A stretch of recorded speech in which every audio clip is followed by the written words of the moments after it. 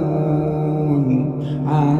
النبأ العظيم الذي هم فيه مختلفون كلا سيعلمون ثم كلا سيعلمون ألم نجعل الأرض مهادا والجبال أوتادا وخلقناكم أزواجا وجعلنا نومكم سباتا وجعلنا الليل لباسا وجعلنا النهار معاشا وبنينا فوقكم سبعا شدادا وجعلنا سراجا وهاجا وأنزلنا من المعصرات ماء ثجاجا لنخرج به حبا ونباتا وجنات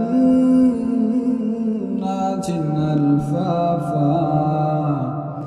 إن يوم الفصل كان ميقاتا يوم ينفخ في الصور فتأتون أفواجا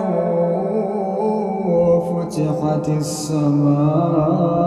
السماء فكانت أبوابا وسيرت الجبال فكانت سرابا إن جهنم كانت مرصادا للطاغين مآبا لابثين فيها أحقابا لا يذوقون فيها بردا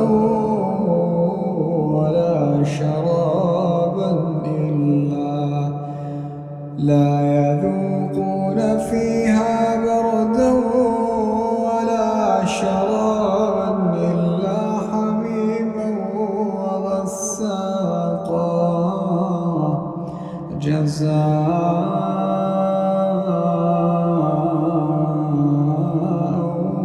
وفاقا إنهم كانوا لا يرجون حسابا وكذبوا بآياتنا كذابا وكل شيء أحصيناه كتابا فذوقوا فلن نزيدكم إلا عذابا إن للمتقين مفازا حدائق وأعنابا وكواعب أترابا وكأسا دهاقا لا يسمعون فيها لغوا ولا كذابا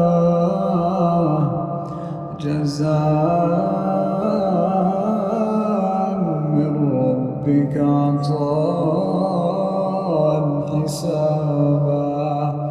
رب السماوات والأرض وما بينهما الرحمن لا يملكون منه خطابا